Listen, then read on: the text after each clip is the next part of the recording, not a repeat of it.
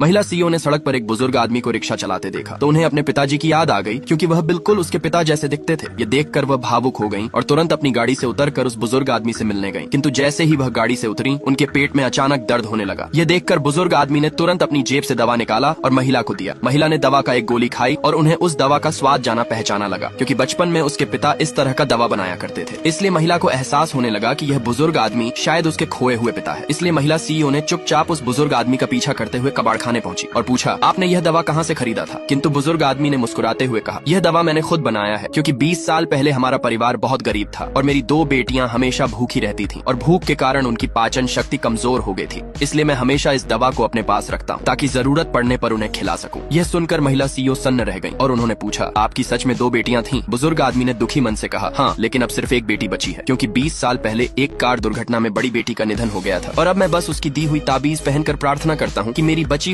बुजुर्ग ने वह ताबीज निकालकर महिला सीईओ को दिखाया। कांपते हाथों से महिला ने ताबीज को पकड़ा और देखा कि वह ताबीज बिल्कुल उसी तरह था जैसा कि वह खुद पहना करती थी। लेकिन इससे पहले महिला सीईओ कुछ समझ पाती कि कबाड़ खाने के मालिक ने उस आदमी से तुरंत रिक्शा हटाने को कहा और इस प्रकार महिला सीईओ अपने पिता से मिलने का मौका गंवा बैठी। किंतु सीईओ ने तुरंत अपने असिस्टेंट को फोन करके कहा कि वह उस आदमी के बारे में पूरी जानकारी जुटाए और उसके लिए एक अच्छी नौकरी की व्यवस्था करे। इसलिए सहायक ने तुरंत उसे सीईओ के बंगले में ले गया और बताया कि उनका काम बस घर की देखभाल करना है और इसके लिए हर महीने 10,000 युआन का वेतन दिया जाएगा। यह सुनकर आदमी बहुत खुश हुआ और सोचने लगा कि कबाड़ बेचकर उसने 8 सालों में भी इतना पैसा नहीं कमाया था। किंतु उसे डर था कि कहीं इस नौकरी से महिला सीईओ की प्रतिष्ठा पर बुरा असर न पड़े। लेकिन असिस्टेंट ने उसे समझाया कि यह उनका पुराना घर है और यहाँ कोई नहीं आता, और उसने उस बुजुर्ग आदमी को घर की चाबी दिया और चला गया। किंतु इसी बीच जब असिस्टेंट ने महिला सीईओ को बताया कि कल उस आदमी की छोटी बेटी की शादी है, तो महिला सीईओ बेहद खुश हुई और तुरंत दहेज के रूप में 100 अरब का ऑर्डर देने का फैसला किया। एक अरबपति सीईओ एक ग्रामीण महिला के भेष में एक खदान का दौरा करने गए। वहाँ अचानक उन्होंने अपने भाई को देखा, जिसे वह 20 साल से ज्यादा समय से संपर्क में नहीं थे। कुछ समय पहले वह अपनी कंपनी के शेयर बाजार में ओपनिंग सेरेमनी मना रहे थे। तभी उनके असिस्टेंट ने खबर दी कि उनका खोया हुआ भाई उसी खदान में काम कर रहा है जो उनकी कंपनी की है। यह सुनकर सीईओ की आंखें खुशी से भर आईं, लेकिन अपने भाई की सच्चाई जानने के लिए उन्होंने ग्रामीण महिला का भेष धारण करने का फैसला किया। जब वह खदान पहुंचे तो उन्होंने वहाँ के मजदूरों के बीच अपने भाई की तस्वीर से मिलान करने की कोशिश की। अचानक उनकी नजर एक आदमी पर पड़ी जो तस्वीर से मेल खाता था। वह उसके पास गए और जैसे ही आमने सामने आए, दोनों एक दूसरे को पहचान गए। फिर उनका भाई उन्हें अपने घर ले गया। घर पहुंचकर सीईओ ने अपनी मां को देखा, जो उनकी अपहरण के बाद मानसिक रूप से कमजोर हो गई थी। यह देखकर सीईओ फूट फूट कर रोने लगे। रात के खाने के दौरान उनका भाई उनसे पूछता है, तुमने इतने सालों में बहुत तकलीफ सही होगी है ना? जब सीईओ अपनी असली पहचान बताने वाले थे, तभी उनके भाई ने उन्हें रोके हुए कहा, चिंता मत करो, मैं तुम्हें खदान में एक नौकरी दिलवा दूंगा। यह सुनकर सीईओ चौंक गए और सोचने लगे कि उनका भाई इतनी आसानी से खदान में नौकरी दिलाने की बात कैसे कह सकता है। फिर उन्होंने फैसला किया कि अपनी पहचान छिपाकर इस पूरी बात की तह तक जाएंगे। अगले दिन भाई अपनी सीईओ बहन को खदान में सुपरवाइजर के पास लेकर गया और उसे 2 टुकड़े मांस दिए। सुपरवाइजर ने मांस देखकर तुरंत बहन के लिए हल्के काम का इंतजाम कर दिया। भाई ने उसे धन्यवाद दिया और बाहर ले आया। ये सब देखकर